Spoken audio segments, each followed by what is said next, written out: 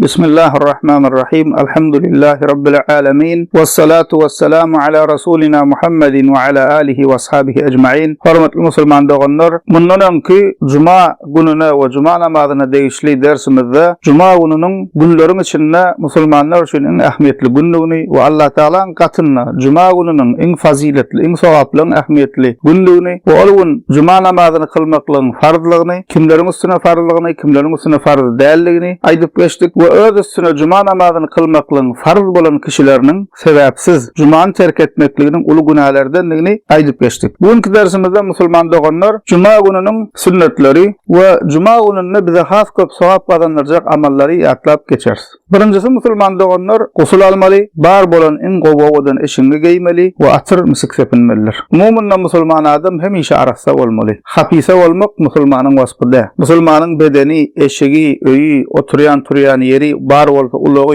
hemme taraflayın musulman adam arasa olmalı. Hemişe üstünden o isler gelip durmalı. Hakiki musulmanın vasfı. Ama hapise olmak bu musulmanın vasfıdır. Hususan musulman doganlar Cuma gününe yürüyüte gusul almalı. Bar olsa en ovadan eşini, bar olsa teve eşini giyip atır sepinip Cuma namazına gitmeli. Ebu Davud'da Ebu Said el-Hudri radiyallahu anh'tan haber verilen hadisinde Peygamber sallallahu aleyhi ve sellem bu arada şöyle diye: "Men igtesele yevmel cum'ati ve lebise min ahsana thiyabihi ve massa min tibin in kana inde thumma atal cum'ata felem yetehatta a'naqin nas thumma salla ma kataballahu lehu thumma ansata iza kharaca imamuhu hatta yefruga min salatihi kanat keffareten lima beynaha ve beyne cum'atihi allati qablaha." Peygamberimiz sallallahu aleyhi ve sellem diye kim Cuma günü gusul alsa ve en qovlu vatını giyse, eğer bar olsa atır sepinse, sonra Cuma namazına gelse bu insanların boyunlarına basıştırıp eziyet vermese. Çünkü kâbir kişiler insanların üstünden etlep eziyet veriyor. Peygamber sallallahu aleyhi ve sellem ne diye? İnsanların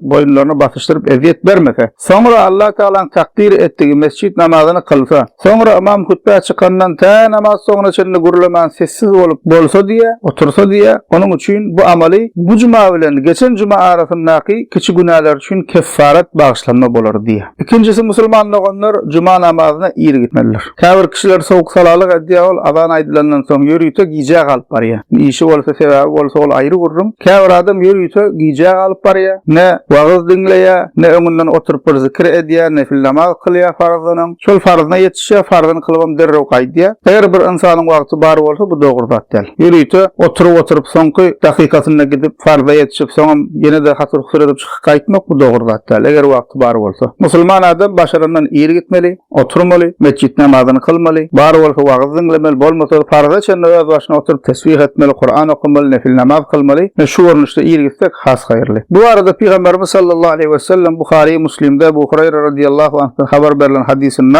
Peygamberimiz sallallahu aleyhi ve sellem şöyle diye: "İza kana yevmul cum'ati vaqafatil melaiketu ala babil mescidi yektubuna el-evvele fel-evvel ve meselul muhacciri kemeseli'llezî yuhdi bedene thumme kellezî yuhdi bakara thumme kebşen thumme decâceten thumme baydeten fe izâ haraca'l imâmu tavav suhufahum ve yestemi'ûne zikr." diye Peygamber sallallahu aleyhi ve sellem her Cuma günü mescidin kapısında perişteler durarlar ve Cuma gelenleri izleyine yazarlar. İlki gelenlerin soğağı diye kurban eden yalıdır. Ondan sonra gelenlerin soğağı sığır kurban eden yalıdır. Ondan sonra gelenlerin soğağı koyun kurban eden yalıdır. Sonra soğuk sadaka veren yalıdır. İnsan koyun soğağı diye birce yumurta sadaka veren yalıdır diye. İmam minbere çıktı mı diye sahifeler yaparlar perişteler ve zikir dinlerler diye. Üçüncüsü musulmanlar onlar Cuma namazı baranda tapan yerinde oturmalı. Adamlara eziyet verip üstünden geçmeli değil. Kâbir kişiler var Cuma namazı geç geliyor sonra birinci safa gidecek olup adamların üstünden etlep eginlerini basıştırıp adamlara eziyet veriyor. Şu doğru değil musulmanlar onlar. Cuma namazı bardın mı ön saflar dolu mu belli bir yere gidecek olup adamların üstünden döküp etlep eziyet verip görmek doğru değil. Bir de boş yer tapsan musulmanlar on şotak geçip oturmalı. Peygamberimiz sallallahu aleyhi ve sellem bu arada Ahmet'te Müslim'de Cabir ibn Abdullah'tan haber verilen hadisinde diye: "La yuqimu ahadukum ahahu yevmel cum'a thumma yukhalifuhu ila maq'adihi walakin liyaqul ifsahu." Sizden bir Cuma namazına gelende başka musulman doğanını yerinden turup onun yerine oturmasın diye. Yer olmasa yer açın deysin diye. Biraz giyin, kuştayın yer açın deyip aytsın diye. Yine de İbn Macide Cabir ibn Abdullah radıyallahu anh diye: "Enne raculan dakhala'l mescid yevmel cum'ati ve Resulullah sallallahu aleyhi ve sellem yahtub fece'ale yetehattan nas fekale Resulullah sallallahu aleyhi ve sellem eclis fakat azeyte." Diye sahabe Cabir ibn Abdullah radıyallahu anh Peygamberimiz sallallahu aleyhi ve sellem hutbede wagty bir adam mescide geldi, insanların üstünden ätlep başladı diye. Eýinlerini basyp öňe gitjek bolup. Sonra Peygamber sallallahu aleyhi ve sellem hutbede duran ýerinden diye insanlara eziyet berdim diye, otur şo ýerde diye, geçme diye. Demek näme musulmanlar cuma baramızda cemaate eziyet bermeli de. Dördüncüsü musulmanlar üns berip hutbany dinlemeli.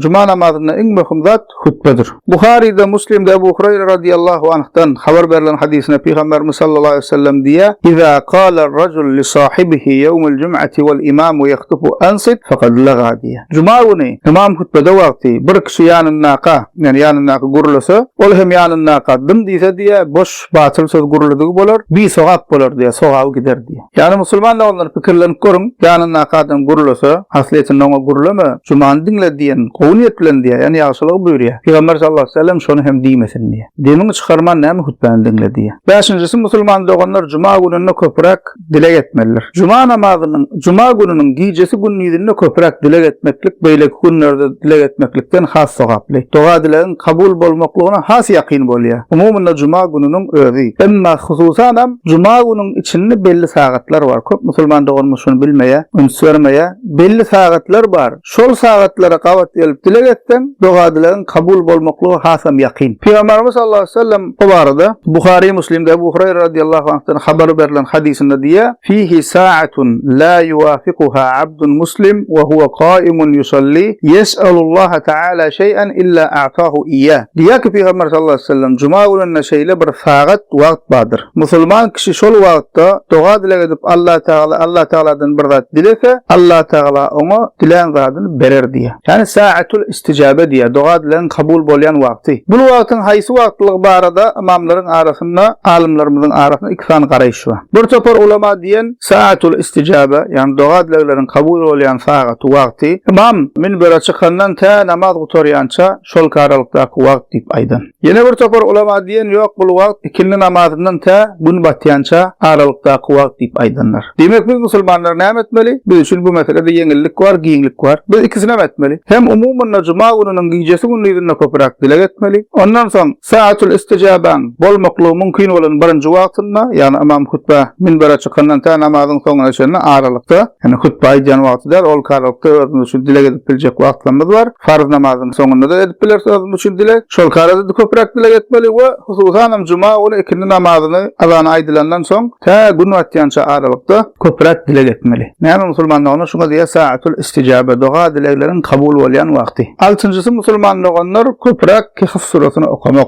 Hakimde Beyhaki'de Ebu Said el-Hudri radıyallahu anh'tan haber verilen hadisinde Peygamber sallallahu aleyhi ve sellem diye "Men qara'a suratal Kahf yevmel cum'ati azaa lehu min nur ma beynel cum'atayn." diye. Kim cuma günü Kahf surasyny okasa, iki cuma aralygynda onun üçin nur bolar, aýdynlyk bolar diýip aýdy. Yedincisi musulman doganlar Peygamberimiz Muhammed sallallahu aleyhi ve selleme köpürek salavat aýtmaly. Birinji we bilmeli zadymyz musulman doganlar, musulman kişi hemişe Peygamberimiz sallallahu aleyhi ve selleme salavat aýtmaly. Peygamberimizin ady tutulanna, bir ýerde Peygamberimiz barada gurrun edilen hukman suratda musulman adam Peygamber sallallahu aleyhi ve selleme salavat aýtmaly. Sallallahu aleyhi ve sellem diýmeli. Peygamberimiz sallallahu aleyhi ve sellem ady tutulanna. Peygamberimizden gurrun edilenne, Peygamberimizin ady tutulanna bir musulmanyň düm oturmaklygy hiç dogry däldir musulman doganlar. Käbir kişiler diýär Peygamberimiz gowur Peygamberjan diýär. Emma asyl diýmeli zadymyz näme? Biziň şeriatyň bize boynumuza ýüklek goýan zady näme? Sallallahu aleyhi ve sellem diýmeli. Sallallahu aleyhi ve sellem diýmeň manysy näme? Peygamberimiz sallallahu aleyhi ve selleme salavat aýtmaklygyň ähmiýeti barada we manysy barada aýry ders geçdik. Onu bärde gaýtarap durmaly. Bilmeýänler şo dersi alyp dinlesinler.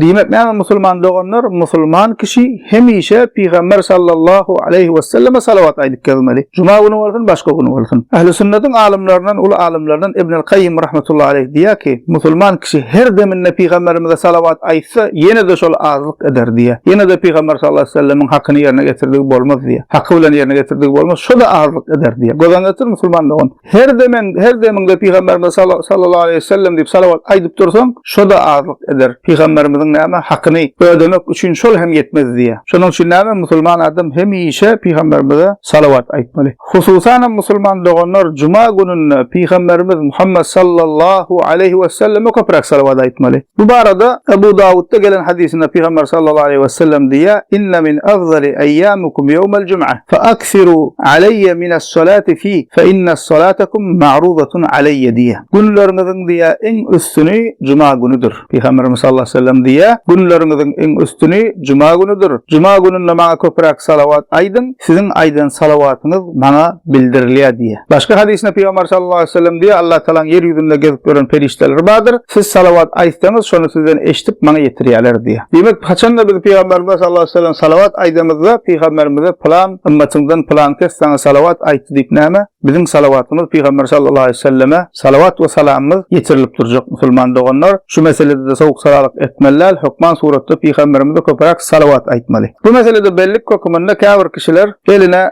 bırdat çıkarıptırlar. Barmağına dakikalar, sanayalar salavatını şeydip. Musulman doğanlar sogap diýilýän zat sanap edilmeye. Eger şeriat sana belli bir ibadeti plança etdiýmedik bolsa, plança sana etdiýmedik bolsa, sen o özüňçe sanap da edip beýdip eline bırdatlar dakyp göze dürtülip görmek o doğru değil musulman doğan. Misal üçin şeriat diýipdir, namazdan soň 33-33'den diýipdir, zekat diýipdir, şeriatyň o san goýupdyr. Emma ondan bärde ýan käbir adamlar çykka eline dakyp, bu riyada bolmagy mümkin. Şoň üçin bu zatlardan hem äge bolun, näme eline dakyp bir sanan bolýar, Peygamberimiz salavat aýdan näçe müň salavat aýtdym, aýna näçe müň salavat ugratdym, plan etdim, taat etdim diýip bu musulmana gelişýän zat däl. Edýän ibadetyny sanap etmeli däl. Ýa bolmasa edýän ibadetyny hemen sanadym, ýazdım diýip ýene gorkadyp plança müň salavat ugratdym diýip aýdyp gurlap ýörmegem dogry däl. Esasdan edýän işini sanap däl, düşünüp etmeli. Näçe müň salavat aýdymdy näme? Salavatyň manysy näme diýsen dur, bilmeýär. Şonuň üçin edýän işimizi, edýän ibadetimizi, okaýan surelerimizi, dogadlarymyzy musulmanlygyny